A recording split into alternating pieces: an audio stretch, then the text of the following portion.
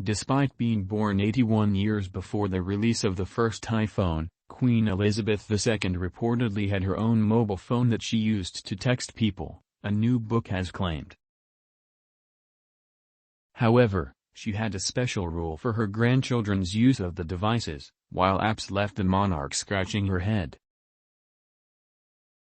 In Giles Brandreth's book Elizabeth, An Intimate Portrait, which is being serialized in the Daily Mail, he wrote, she had her own mobile phone, and obliging grandchildren ready to show her how it worked.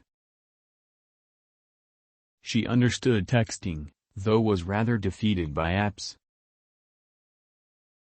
And she did not allow her grandchildren to bring their devices to the dining table, under any circumstances.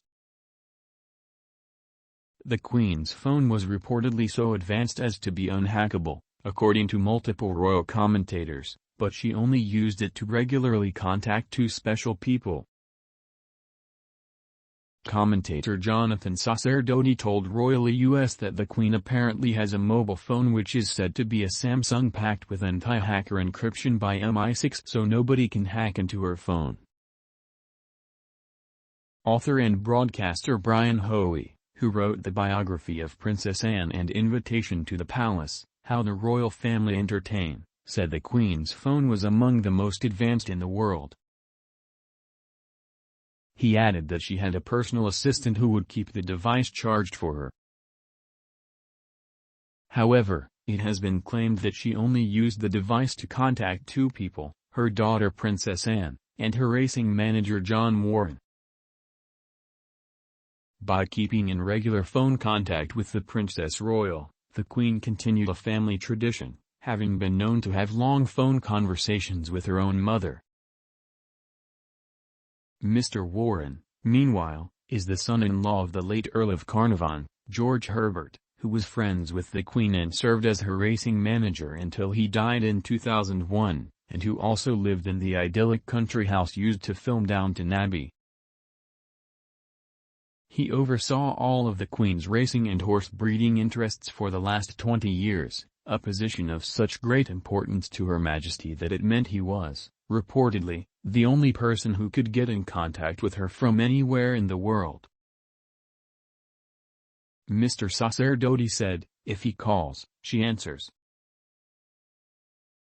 But a sophisticated mobile phone wasn't the only way by which the Queen, whose coronation was the first to be fully televised around the world, kept up with technology. Mr. Hoey claimed Her Majesty even had a secret Facebook account, which she used to watch short videos. Mr. Hoey said, there has been news that the Queen has a secret Facebook account, which I can't quite believe. I have difficulty with new technology, but she appears perfectly capable to pick these things up. He also revealed Her Majesty used video calls during lockdown to chat to people.